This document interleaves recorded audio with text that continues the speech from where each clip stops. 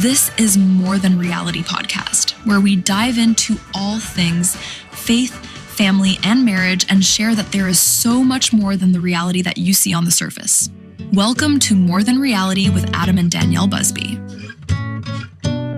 What's up? Hello. We're back for episode 11. Feels weird. Feels like we haven't done this in a really long time, right? I know, because we've gone through... We had so many episodes captured, and then it's like Thanksgiving break. Kids were out of school, and we did some traveling. We went to Louisiana this past week. Yes, and oh, what fun it was to drive the 2.5 hours that took about 4.5 hours. Yeah. It was ridiculous. Yeah, that traffic I-10 is so beautiful. Right in between Louisiana and Texas was a nightmare. And we had tickets for Moana 2. Yeah, so I with family, and like my mom and my dad and Kayla, my little sister, with her daughters. And it was at 6:50. And we left League City with enough time that we should have been in Lake Charles by like 6 o'clock. Yeah. And that was the goal. We got delayed like pretty much a full hour. Yeah, I remember for when we got to the point where it's like, okay, you're like in Winnie, you have an hour and a half left. And literally we get all the way to like Vinton, which Vinton to Lake Charles is like 25 minutes, right? 25 minutes. It's still saying an hour and a half. That's a little bit longer than that. But it just took us a really long drive. But I had a doctor's appointment. I was not going to reschedule because I had been waiting for this appointment, kind of just to get deep dive into like the health issues and stuff. And so we'll talk about that later. But we had fun. We went to Lake Charles. It was like super short trip because it's also a busy small business season of having a boutique and Black Friday and Small Business Saturday. And so we had to get back. I needed to work. Plus the Quints, Parker, Ava, and Olivia. Yeah, Ava, Olivia, and Parker had a volleyball tournament. Yeah. And it was their last volleyball tournament of the season, so you don't really want to miss it because It's like the last one. Yeah. But it also was like on the weekend of 2 days after Thanksgiving, like where people travel. So it was a little bit... So it felt like about a third of the kids didn't show up. And so it made the tournament kind of weird. Yeah. Because they were having to shuffle kids around to like fill up teams, and for like half the girls' games, they were like having to go onto another team just to fill in spots over there. So got split up. So they were playing. It was funny because they were playing games in this tournament against their own team. They would pull like one or two of our girls off and let them play on the other team because there wasn't enough players. So I wanted to like yell out the door like, Ava, sandbag. Like, you want your team to win. Oh, you mean when she was like filling in for another? Yeah, like a traitor for the other team. That's hilarious. All right, so what was your highlight? And every time that Ava was serving for the other team against her own team, like she was killing it. Like she would score the maximum at this age group. The maximum that they can serve, the maximum amount of points that they can make is 3 points in a serve, just because they're so young. And then they rotate to the other side. So you can only get a maximum of 3 points per serve. And every one of her serves, she got 3 points. I'm like, Ava, you're hurting your team. But to her, she's like, I scored points. No, she was excited. Yeah. So what was your highlight over Thanksgiving? Moana 2 was awesome. Yeah, it was really cute. And then just to be back home and eat mom and dad's cooking. We got to take some family photos, which was cool. Yeah.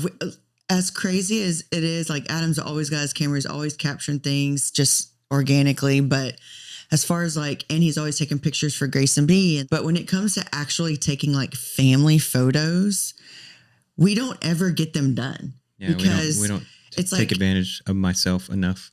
Yeah. And then it's just really difficult because it's something like he does it all the time. But 2 years ago, I believe, where I actually was like, we're going to go do a Christmas mini session with this photographer, and I wanted to print a picture. I wanted to do a Christmas card, and those are like the big mixed tiles we have in the foyer, and I wanted to update them. And so we took a family photo, and then we took a photo on Thanksgiving morning, a family photo with the kids and their cousins and stuff. But then I wanted a Christmassy photo. So we did like 3 family photo shots within like 2 weeks, which is just unheard of for us. But I loved the Christmas photo the best. Those came out really good. So good job. Oh, and Papa did that too. I was like, I set it up, normally I would set it up on a tripod, and I have a remote trigger. And so I'd get everybody lined up, and then I'd go run, and I'd set the focus like on Danielle or whatever. And then I would, where he says, don't move. But I would run around, but this time I had my dad. And so I would like get it lined up perfectly. I'm like holding it, and I'm like, okay. And I pass the camera off to my dad. Like, okay, all you got to do is focus and shoot. Focus and shoot. Just spray and pray. Spray and pray? What the heck is that? Yeah. I've never heard that before. Like whenever you're just like... Spray what? Photos. Like you just hold it down and like just rapid fire. And just in case, anybody's looking away or not smiling or blinking or whatever. Yeah, and we have a lot of those. You take about 40 pictures and, you're bound to have at least 2 or 3. So my highlight was capturing a family photo, which I love. And the goal is to get Christmas cards out this year. And it's December 1st today. And so I'm like, those have to get done. Yeah. But I enjoy when the girls get around with their cousins over there and we go to Lake Charles. They're just so happy and love being around like Kayla's girls. And they just don't see each other that often anymore. Just because everybody's grown up and like, it's so hard to get together and us to go back and forth, and then Kayla's girls. And I just love when they're together, and it's just such good memories for them. And they all love each other. They get along so well. And I love that. I love that. It's those days where it's like, we don't want to move back to Louisiana, but like when you're there, your kids around their cousins and you're just family. Like I have that over here with my side sisters and stuff, but like with you, can they just all move over here? That would just be easier. Yeah. Because I'm selfish and I want all the family on both sides to be over here. But anyway, so this is what episode 11. And so 11. Last episode, we were going through all of the ultrasounds and fertility doctors' appointments leading up to this one. And we were going to start this podcast on the first appointment with the maternal-fetal specialist. Yep. And this was like the appointment that we did not want to go to. So we met with the fertility specialist, and he's like, you have to go to this new doctor now. Well, in this very first appointment, you're not gonna like anything that he has to say, but you have to hear it all. Yeah. And we had like that last episode, we shared like this is where we officially found out we have 5 babies, 3 fraternal and a set of identical twins in there. That was the big surprise, going from there's 4 to now there's 5 in that next appointment. All heartbeats. You're hearing all the things that are negative to the impact of like, our doctor had already told us you're going to have to reduce. And that's just something that didn't cross our minds as in our hearts that we would ever choose that or even think about that. Even in this scenario of shock was not something that I felt my convictions were, that's not something I'm going to do. I'm a Christian. God has miraculously blessed us with this miracle of carrying 5 babies, and I'm supposed to now make a decision to say, I only want 2 of you for the health and safety of myself. And it's like, I can't do that. I can't do that. And so going and seeing this specialist, we were very heavy weighted with knowing we're going to go in and not liking what my doctor was telling me in a heads up kind of scenario. You need to be told all these things. You're not going to like this doctor because of it, but this is the doctor you need to see. Yeah. And this, just because the nature of this appointment, it was going to be all of the bad. Every possible bad case scenario he had to go through it with us just so that we were well informed of any possible thing that could happen. You know, it wasn't just because honestly, we didn't know yet that he was going to say, I want you to reduce. It was really just going into it knowing that, okay, we're going to have to hear how scary this is going to be. So we were going into that not wanting to go. And or just, yeah. I still feel like this today. Like anytime I go to a new doctor, it's like, oh, here we go. Got to tell the whole story again and start over. You got to like start fresh, you know? And so we get to this appointment and I would say we're already at ease or kind of like uncomfortable in a sense. And we're waiting in the waiting room for like 2 hours. This is ridiculous. You know, they were pushing us behind because obviously there was other things that were happening and our appointment got delayed. The doctor had an emergency and had to go deal with the patient and blah, blah, blah.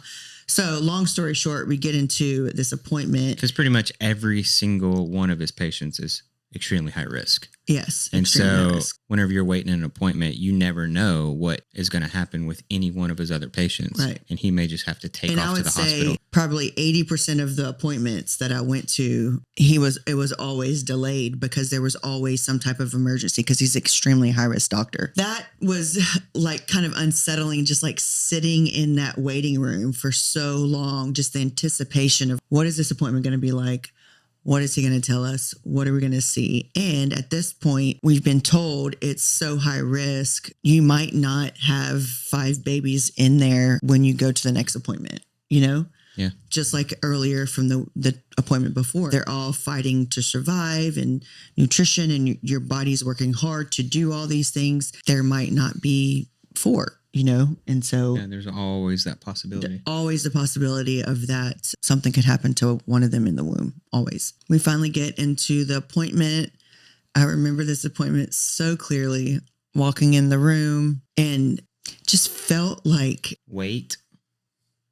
It just felt like, waited, or I think because we already knew we weren't going to want to hear things that he had to tell us, our minds were already annoyed at this doctor. It was like going, being back in school and waiting to go to the principal's office.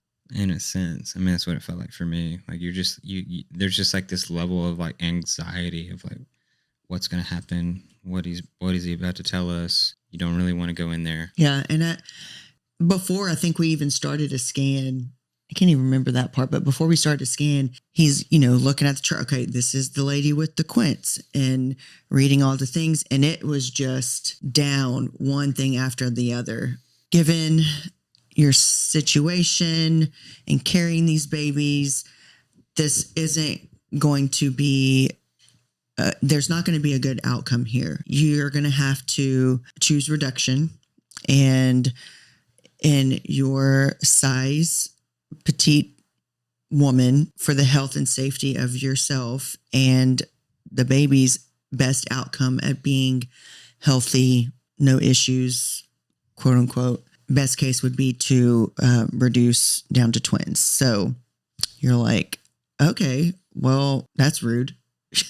And this appointment that is like a very, very short way to say that, but we're hearing every medical illness that is quote unquote going to happen, every disease, cerebral palsy, deformity, every little thing, won't be able to speak, could be blind, like neurological issues, developmental issues, because they're going to be premature. And so it's not just being high order multiples, but it's knowing that these babies are going to be born months earlier than they should.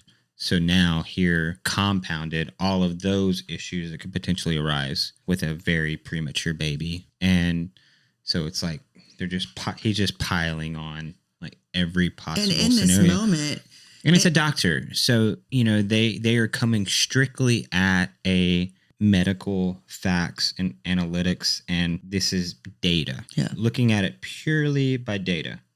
And I think in that moment, like I said, like going into this appointment, we already had our mindset that we don't enjoy this. We're not going to enjoy this appointment, and we're not going to like anything he's going to have to tell us. So we just therefore have already told ourselves we don't like this doctor. But within that appointment, the doctor is doing medically, I think, what he's supposed to. Yeah. So that I don't know, so that he is making sure he's covering his grounds on like, I'm laying out there every possible scenario of you not surviving and them not surviving and everything in between them, both of those scenarios, right? And so, well, he's trying to take out any of his risk of, say, we do elect to not reduce and go through with everything. We can't go back later on and say, well, you didn't tell me this was going to happen. So he's got to tell you everything. Yeah. And two, he is probably at that point very familiar with the routine of things he needs to tell patients in scenarios of higher order multiples. I don't know the statistics in the rounds about how many people are faced with high ordered multiples and do a reduction. Like, I don't know any research or anything about that. I actually don't think I even want to know because it's very sad, but I probably should know just to share my story with more people. Yeah. Just flat out looking at, the result of our journey and knowing, man, how many of those moms just out of fear from that appointment just elected to say, okay, whatever you think, doctor. Yeah. And just went through with it. And like, how many of those babies would have been perfectly fine? Yeah. We never know. Oh, that breaks my heart, honestly, just like thinking about that. And, and I think that's just us coming back and retelling our story on this podcast platform and just being able to really share the heart of the message of what we've gone through and God's story through this. And like the hope that above all, it's not always what the human mind says. It's not always what the doctor is not always going to be perfect, and in our hearts, we knew where we stood as a Christian and our values, and just flat out right as someone who has always loved children and just a heart for kids and stuff, take out my values or not. I don't think I could ever say in my mind, it was a lot of people assume that we did IVF and implanted 4 to 5 embryos. And that was just not the case. In my head, I still believe even within IVF, like God is still creator above all and still has to make it work in the womb and take and adapt to that environment to be able to survive. And that is God's life that he is creating. In my scenario and being faced with this, I just couldn't do it. I knew from before I went in there that I'm going to hear the things that I have. He's going to tell me I have to. And my fight in me says, but God. And I wouldn't say that at that moment I was like an epic Christian, but this journey through this just gave me so much incitement about how big God is. And it's not me watching it through someone's eyes or watching someone go through this. It is me going through this, and it's God doing this in me. Okay. So maybe people can relate to that statement, maybe not. But like in this case, this is something in my world I never could have ever had imagined happen. I still am shocked every day that like, wow, I still had quintuplets, And yeah, and I just think that I don't think I could ever take that advice from the doctor and kind of knowing where my heart and my head were, though the doctor medically says this, I don't agree with it, right? And we both didn't agree with it. Were we feeling pulled in this struggle of like, should we not? Should we change our thought process? Is this going to be okay?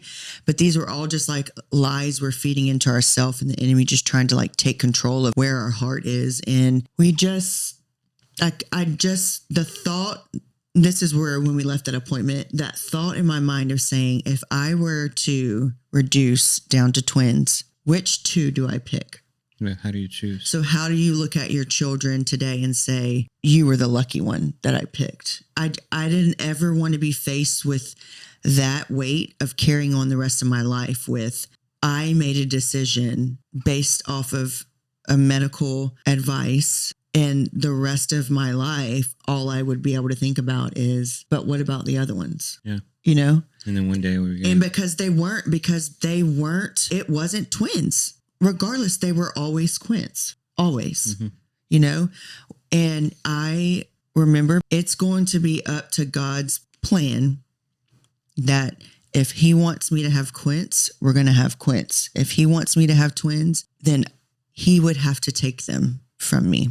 And whatever that meant, I just could not be the one making the decision to say, take those 3 out. Yeah. And I think just because obviously he's mostly appealing to you because you're the one with the babies inside of you. And so and generally like I'm a processor. So like I'm taking it all in and just like kind of trying to connect the dots in my head and think through everything. And so I generally will stay fairly quiet. And every now and then I'll like speak up and ask a question. And then, so he's mainly like talking back and forth to Danielle, like glancing over at me. Because I am his patient. And then he sees, Danielle's the patient here. And he sees how headstrong Danielle's being. And then he turns to me and he starts appealing to me. Okay, you already have one daughter. Do you want to be a single dad? And because more than likely that's what's going to happen here. She's not going to survive this. And so he turned that and like started appealing to me with that. If she goes through this, you're going to be left a single dad because none of them are going to survive this. Like she's just statistically her size, everything that has to go through perfectly or else none of them are going to make it. And, so for me, there's no way that I would have made the decision to reduce. We fought so hard and so long to actually get pregnant with these babies. How do you just like so flippantly, once you have them, once God blesses you with them, how do you just say, okay, yeah, let's take these 3 and we'll just carry on with the 2? Like, how do you do that? You don't. And morally, you don't. Our thought process and our mind is, God, you blessed us with this and your will be done. Yeah. And that's it. Like we're going to put our full trust in you through this and come what may. Yeah. If you want to take these babies from us and that's our story, that's our story. Yeah. But it was never our decision to make. Yeah. And that's how we this wasn't a decision for us. God, you gave us this. This is it. And it was never a decision for us. Like a lot of people will kind of attack us on the back end. Like, well, you made that decision to care. At least you had the choice. No, for us, it was never a choice. God blessed us with this and we were going to go through with it no matter what. Yeah. And I mean, good way to put it, whatever the scenario was going to be from there on, even up to today, it's his will be done. A lot of people don't resonate with that. They have a hard time accepting that that's where we stood and that's what this meant to us. The whole topic of abortion and reduction and all the things, it's by hands down, I'm against it because every life is worth living. And if that's God's will, and I know that there's people who I even know who have had abortions and whatnot. And in the sense of when we say the doctor recommends reduction, that's what they're saying. You need to abort majority of these lives. And to us, they are lives. There's heartbeats. God created them, knew them by name before we know them by name. And reduction is abortion. And even with the process of even trying to, those families who do choose that route to reduce their number of kids or whatnot, all I want to say is, but God, I'm going to tell you, and we're here as a testament to say, we were faced with the unimaginable of you and them will not survive. Adam, you will be alone. You will be a single dad with Blake. And nobody wants to hear that. Nobody wants to be faced with that. But at that moment, I would say probably more than not, families choose the medical advice instead of saying, but this is this is my God, and through him, all things can be done, and bigger than we could ever imagine. And we were already with bigger than ever could imagine. You know, you're talking about families who couldn't have kids to now being pregnant with 5 at one time. It's like, how does this happen? You know, and we weren't this is the possibility. There was never this possibility. There was never this possibility that you could have quintuplets, but here we are. That appointment was very, very hard as far as hearing all those things, the weight and like the just that energy that you could feel leaving that doctor's office. And it's like, I don't know if Adam and I want to fight, if we want to cry, if we want to hug each other. It just was, you just felt weighted, and you felt like there was no way you could win no matter what way you went. Because guess what, guys? If I choose to go forward this, in theory, I will die. If I choose to not go forward with this and reduce, therefore they die.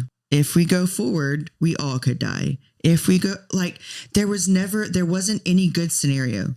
There was not any good scenario presented to us, because even in the process of trying to reduce, you're risking the other babies that you quote unquote want to survive, the ones you selected, you know, and that still is at risk. I'm still risking myself at this point too. And so there was not a good scenario.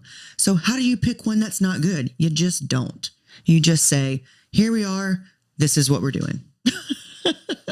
We didn't leave that appointment with that mindset, but you know, we left that appointment, did the scan. He didn't want us to make, he didn't want us to make the decision there at that appointment. He wanted us to take all the information home and think about it and process it and come back. Which, as I look back, I'm very thankful that he did do that, because as I look back, I say that's a little bit of grace right there, because we went in already not liking him, right?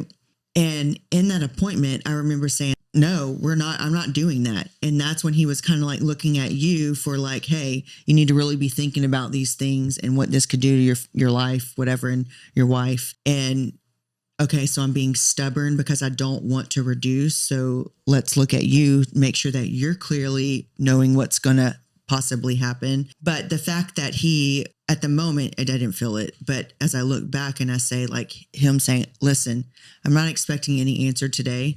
I just want you to know that this is everything that you need to know. And when you come back and see me next time, I want you to tell me what you want to do. And so that, like, thank God that moment happened for me to just, when we left that appointment, I mean, I didn't like this doctor by any means. I was ready to get out of there. He did the scan, measured all the kids, the babies and whatever. And we left, and that was just, it was just heavy. It was just heavy. Like, I don't even know how to explain like that feeling of, so it was just this like somber, I'm going to die or I'm going to die, or I'm going to die and they're going to die. They're going to die. I'm not going to die. I'm going to die. They survive. Like there wasn't a good scenario in our heads, you know? And you had another appointment with your fertility specialist. No, I called him. Or you called him. And because, you know, obviously he recommended us go to this doctor, and Danielle called and said, okay, you got to give me another doctor. I just called and I was just saying, listen, we don't want to go back to this guy. We don't like him. I didn't like the energy. Obviously I didn't like the things that he was saying, but I just did not connect. Like I just didn't feel connected. And he told us, listen, Danielle, this is the doctor that you need to be seeing. He is knowledgeable in your field of what you're going through and what you're going to go through. For your situation, he is the best. Yeah. And he's like, just give him one more chance. Go back for a second appointment. Go back for the follow-up. Just give him one more chance, because if you're going to follow through with this, he is the doctor. Like, you need him. And so we said, okay, if you go to we'll that give him one more chance. If you go to that next appointment and you still feel the same way, he says, I will find you another doctor. So whatever, a week or however long, 2 weeks go by and have that appointment. And we know what we want to do. And we prayed about like, just like, God, please intervene. Please. We prayed over the doctor. We prayed that, you would speak to him. You would guide his thoughts, give him wisdom, give him grace through it all. Let your will be done in this. Don't take this from us. And so we went into that next appointment. Literally, it was very first thing that was said. As we go in, Danielle gets up on the table. I sit down in the chair right beside her. Just immediately walks into the room. He's like, "Have you made your decision?" He goes, "So what are we doing?" Yeah. And we looked at each other and we're like, "We're doing this." And he just the most, it was the most matter of fact demeanor, just like a light switch just changed. He looked over at both of us with just like optimism. Yeah. And just looked at right at Danielle and said, "Okay, we're having 5 babies. Let's go. We're having quintuplets." And from that moment on, it was not like another thing the negative. It was, okay, here we go. We're going to do everything that we can to save these babies and save you. Yeah. And it was just point now, like all positivity and just, this is what we got to do. This is what we need to do. And we're going to do this. And it was like, a night and day difference. And from the last appointment to the second we made the decision, it was just like a light switch. It literally was. Okay. It was like God was in that room, in the presence, that moment, and just sprung on this like joyful, even though we're still scared, but it was just such this feeling of like, we're in this together, we're doing this. And the doctor just, I just remember being like, we're having these babies. And everything from there on, these appointments were intense because now he doesn't just have me as a patient. He now has 6 patients in one. Because every baby was its own patient. Every appointment was hours long, especially as things got, later on in measuring and things. And we went through a lot of interesting things. Yeah. Once we found out as weeks go by and we're seeing the doctor so often, I would say that from finding out we were having quintuplets to going and seeing the maternal fetal specialist and faced with all the negativity and fears of nothing is going to work out for what you think it is and you're not going to survive, to that moment of like turning into kind of like a joyful moment. It was beautiful. And God was all over that, all over the prayers around us, our friends around us, because guess what?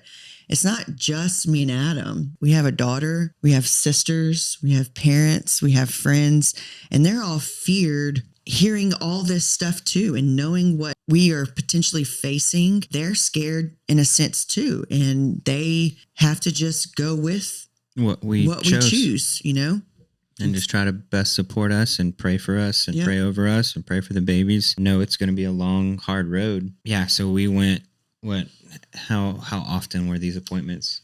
Every week? Or every other week? I don't remember. I think it was like every 10 days ish. Every 10 days to every other week or something like that. And throughout the entire duration until babies were born.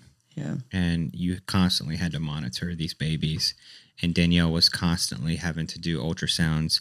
And as the weeks went on, these ultrasounds took longer and longer and longer, because 10, 12, 14, 16 weeks out, you can't tell where one baby stopped and the other one started. It was, they were so tight in there. Through that, it gave us the most unique picture of our children. We have just the most unique experience probably of anyone that I've ever known. Yeah. Of babies growing inside a human body. And that's what's so beautiful, is that we got to know these babies before they were born, their personalities just within the womb. Like I don't think people can relate to that, because it's so miraculous. If you think of a typical pregnancy, like how many times do you go in for an ultrasound? Like you go in 3 times for you see the heartbeat, you probably see it then, and then you go back for like the genetic to find out, not genetic, the gender test. And so that's what, week 13, 14, 16, something like that, 16-ish. And then you might do one other, or do like a 3D scan later on, anatomy scan and all this stuff. So you may have 3 to 4 tops. And us, it was every other week for hours. Yeah. It wasn't just like a 30-minute appointment where you're just looking at a few things, get some measurements, and you're done. Get a couple pictures. Us, it was hours, 3 and 4 hours, just sitting there and watching these babies up on the screen, watching them move, watching them interact, watching, just you have this such an intimate view of these kids for hours and hours and hours throughout this entire pregnancy. And it's like, that is life. That is life inside the womb. And that's my heart. That's my fight. So when people talk about you're not a person until you're born, that's not true. That's not a true statement, know, and our experience through that is so real. Being able to nickname these quintuplets in the womb, and to this day, they still hold those personality traits that we picked up on in the womb. Yeah. And that is just a beautiful story that God has been able to show us in this scenario, because when we had Blake, I wasn't able to have this type of this deep of a knowing before she was born, in a sense. So people don't know that. People don't know that your babies, they're growing their personalities already, and they're already created. God has already created them with those personalities.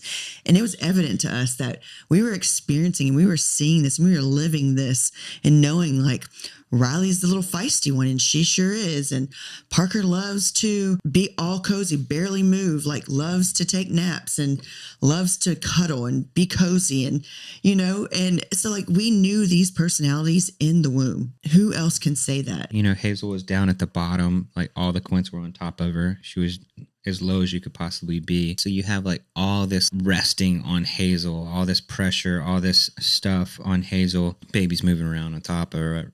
And she was always so content. Yeah. And this is her today. She just is so easygoing. She carries the world around her with joy and smile on her face. She doesn't let things weigh her down. I mean, any human or whatever will get emotional or upset about little things here and there. But when you look at all around perspective of Hazel's world, this girl takes it on and takes it on with joy. And that's how she was in the womb. Yeah. I mean, because it wasn't just, you're just scanning over and you're watching. The doctor is physically having to push and manipulate and try to turn the babies, get different angles and stuff like that. So in a sense, you're interacting with these babies and they're interacting back and you're seeing how they react. And you just start picking up on little cues and little mannerisms and things that the babies are responding with. And then you have these personalities and these nicknames that we started to give the babies. And those have carried over all the way to this day. Yep. And they still have those personalities. So I think I was kind of talking to Adam about before this, that part of our story kicks off the heaviness where we were to then trying to now say we're doing this. And we don't really even know what that means, knowing that at any day or any moment, something tragic could happen. I was telling him I would love to pull up our blog, because at this time I'm going to this specialist doctor pretty frequently. We live in Texas. All of our family is in Louisiana. It's just extremely complicated to give everybody the update when it comes to my 2 sisters, their husbands, mom, his side of the family and sisters. And then therefore you have my aunts and my cousins and our best friends and our church family. It was so much information every week that I was I just got to be able to write this down. And so I started the It's a Buzzword blog so that I could say, this is what happened at this appointment. Go read this. Basically saying I'm sending my family a big text message, because I couldn't repeat myself multiple times a day with the same thing. And then it get changed when this person told this person and it was like, nope, here it is. We were just constantly Just bombarded. All of our friends and family and stuff back home, and even just like people of the community that, just from my parents bringing it up at prayer meetings and talking about it at church, and, word spreads. And then, it becomes, you just can't keep up with all of the amount of people that are trying to contact you, asking how the babies are doing, how Danielle's doing, like what's next and all this stuff. And you just couldn't keep up with who you told what and stuff like that. And so, we're like, man, there's got to be an easier way. So let's create this blog. And once a week, we'll post up a belly photo. And then if we had a doctor's appointment that week, it was any stats or what was going on, or how I was feeling, what was happening, anything that Danielle wanted to talk about, like just with how she was feeling and stuff like that. It was all just laid out there, and then we'd share it to like Facebook. Yeah, and so we started that, and so there's a lot of God moments, and through the story of just even the pregnancy and what was happening through all these things, because yes, it was an extremely high risk pregnancy, but there was a lot of scary things that happened during the pregnancy. Yeah. So what I thought we would do is kind of do some high level, like week by week, or, there's a lot of things that happen, things that I never would have ever even heard of, different blood types and like all these different things that were extremely high risk, that were high risk on top of high risk on top of high risk. Like I remember the doctor saying, I thought this was high risk, and now here's another thing that makes it high risk. And there's another thing that makes it high risk, like twin-to-twin transfusion when you've got identical twins. And now it's not the only ones. There's 3 more babies in there. And so I would love to, next episode, we'll continue and kind of talk about the pregnancy journey and moments in there, kind of like discussing things that I've shared on our blog. I'm not going to go week by week, but if you want to read on those, we'll share all those details, and y'all can go read that. But since this is a podcast, I want to verbally talk about it in case people are just listening. I want them to know too. But I did pull up the blog, and we were talking about how we went to see the maternal fetal specialist doctor, and hearing all the negative things and scary things and non-survival and whatnot. And the best advice from the doctor was, the safest scenario for y'all is to reduce, which means I need you to abort 3 out of the 5. And that's what he recommended. And majority of people would choose this route. And I have here on my blog, which I'm glad I pulled it up. It says, the craziest part about the reduction process, if you go through the reduction process, this will also jeopardize all the babies. To eliminate some would jeopardize all the babies. You're at a 13 to 14% chance that none of them would survive, even if we went with a reduction. However, if we choose to do what we're doing, what we chose to do was we're having quintuplets. I was at a 12 to 13% chance that me or the babies were going to make it. That is to tell you that our odds were basically very, very, very, very low that I was going to survive and the baby was going to survive. 12 to 13% chance that we were going to make this.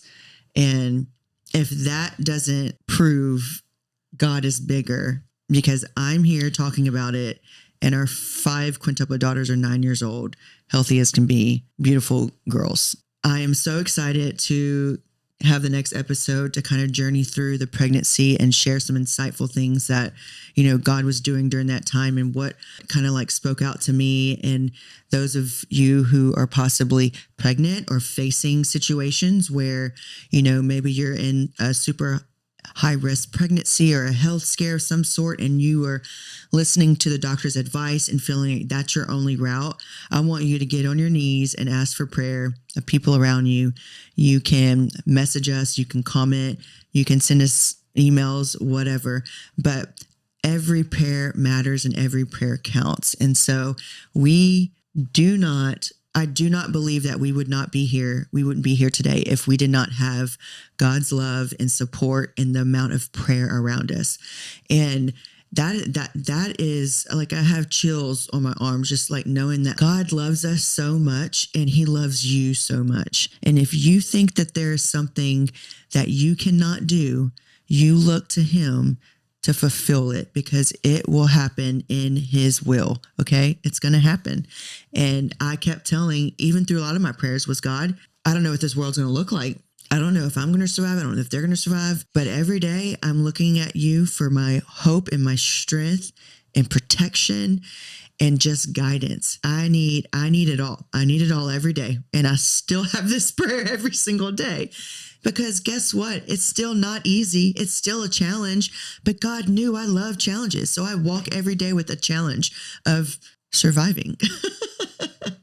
But how beautiful it is to be able to sit here today and even retell my story, our story, and to just re-encourage myself with the trials that I have today that maybe are not surviving a quintuplet pregnancy, but it's just the day-to-day things that I feel weighted by is nothing compared to what I'm sharing today. And it's such a good reminder to myself to talk about this and to share this. And I'm so glad that we are doing this. And this makes me like emotional just thinking of what we've gone through. And I can't believe I didn't do this the whole time we talked about it, but now they're coming. Now those watery eyes are coming.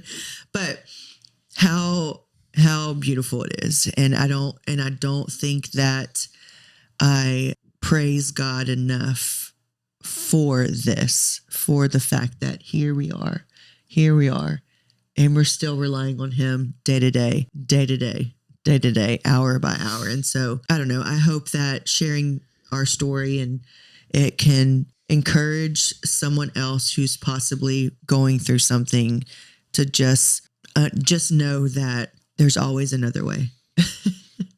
That was in Moana.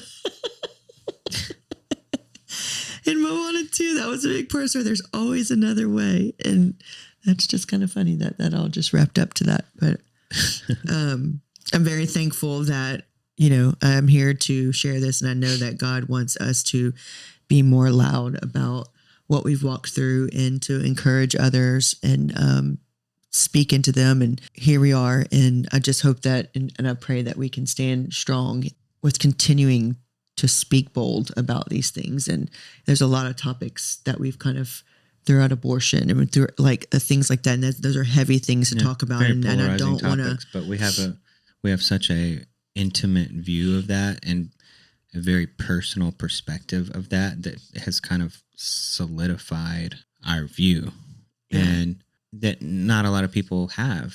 We have this very intimate and unique perspective on it, has just totally solidified our belief because like we've seen miracles happen. We've seen insight into the inner workings of a pregnancy and babies in the womb that not a lot of people see. Not a lot of people can understand what we've seen. Yeah. And those of you who are listening or watching the YouTube here who have gone through an abortion or had to make a decision out of recommendation for safety purposes or whatever. If I am a person who is faced with your best survival rate is you need to abort majority of these, and the weight that carried on me, just knowing that how could I look at my children and think, but there was 3 more, that was an unsettling moment. And I can imagine that you as a mom or a woman who has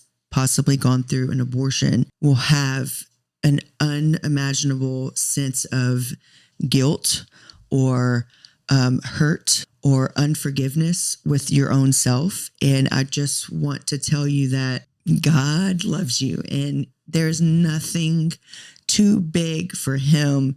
And you just need to be vocal with him where your suffering is. And he can heal that. He can heal that. So I've known people who have had abortions and stuff, and it's challenging and difficult, but I've seen God repair their hearts. And so I just want to let y'all know that if you're suffering with those thoughts because you've chosen something that maybe you think different of today, God can take care of you. He can really heal. He can really protect, and he can really guide your heart. And nothing's too big. Nothing you can do is too big for him. And so hear me when I say that, I'm not supposed to be here my quintuplets weren't supposed to be here, but we're all here today. That is the hope of my life that I want to be able to share with others, is that there is nothing too big for God. And in my world scenario and case study is I'm proof. So I need a tissue. But we thank you for listening, and we hope that our stories are touching lives of others, and you're able to see how good God's been to us and how he can be the same for you. So. Yeah. And we've gotten so many just awesome testimonials and messages over the last few weeks, and just how different parts of our story has spoken to you. And so thank you so much for sending those stories and encouraging us to keep going, because it's not always easy. Thank you so much. And we'll see you in episode 12. Thanks, guys, for listening. Yep. We love you.